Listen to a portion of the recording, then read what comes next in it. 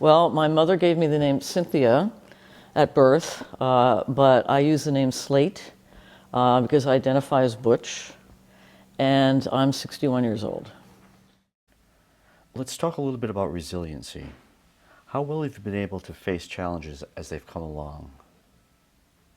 Whew, that's a big question. Well, to tell you the truth, I haven't had a lot of adversity. When I came out to my parents in 1975, I was a senior at URI. My mother said, "We didn't need to know this about you." And my father said, "As far as we're concerned, you've died." But what he really meant was, "Our dreams for you have died." But what that said to me was they didn't really care who I was. They wanted me to be who they wanted me to be, not who I wanted to be. So, and I had just come out. I mean, I still, was forming my identity. It was the middle of the women's movement. It wasn't okay to be butch or femme back in those days. Everybody had to be androgynous. So, lesbians, they turned into these blobs without any gender. And there I was, like totally feeling my male genderness and not being able to do anything about it. So, but in terms of coming out to the world, I've always just been very casual. I will just tell people, if I've met them for the first time, I will tell them, and they're kind of forced to deal with how casual I am about it. But I also live in a state where it's okay now to be queer. And I do identify more as queer. I mean, I love the fact that the queer movement came along in the 90s because that gave those of us who have gender difference an opportunity to start expressing it, because prior to that, like I said, it wasn't okay. So the queer movement kind of saved me in a way, because I think I would have been kind of stuck in that nowhere land that didn't make any sense to me. But adversity, I can tell you the truth, it hasn't been that bad. Do you think that being gay makes aging different?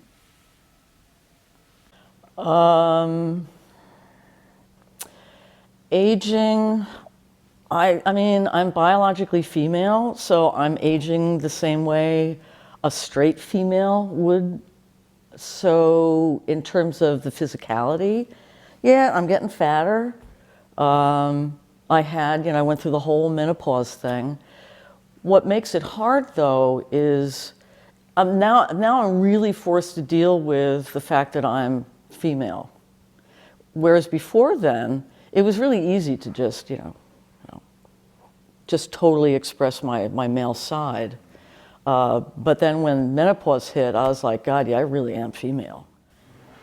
How do you stay socially connected? Except I'm a real loner, and I've always been a loner. I do not have a million friends. And to tell you the truth, I'm happy. I'm totally happy being alone. I have a son, he's 18, we spend time together. He doesn't live with me, he lives with my ex and her husband and their 2 kids. But we see each other all the time. We talk to each other, all day long. From that point of view, it's like that family that I created is far more important to me than a bunch of friends who I've had to unfriend on Facebook because I can't deal with their criticism. I can't deal with their judgment. I'm happy. I really like being alone. I don't want a partner. I'm at that point right now where it's like, I don't want to put that energy out anymore, So I'm fine with it. I don't need that social, I did it for a long time. I was part of the Imperial Court and I was always going to their events and all that stuff, and then it just started to really wear thin, so I'm happy. At this point in your life, what's most important to you?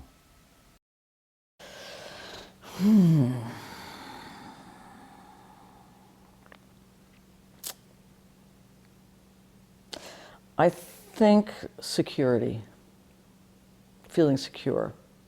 Because I'm reaching that point now where I'm starting to feel really insecure. Like about the health thing, you know, there's some things you just can't control. My body's getting older, my organs are going to start going. Financially, I'm not in great shape. I've said to many, many people that I'm just going to have to die because I can't retire. I don't have the money. I've never been that kind of person who planned ahead. I've always just lived in the here and now, and the here and now is now catching up to me. So that's, for me, that's the most important thing, is to find my security. However I find that, if it's peace of mind, or if I suddenly get a windfall of money, which, you know, it's never going to happen. For me, that's the most important thing right now, is just feeling secure. If you could sit down and speak to your younger self, what would you say? Ooh, boy, you ask tough questions. I would say, I know now, at my age, and how I've lived and what I've lived through, that all the things that you felt were wrong about you were coming from someone else, that you're actually right on the money. And any mistakes that you've made, or any ways that you felt about yourself that were inadequate, are actually not true. You had to grow up in a family that didn't respect you, that where you didn't count, where you were belittled. It was a sexist household, so the boys got everything.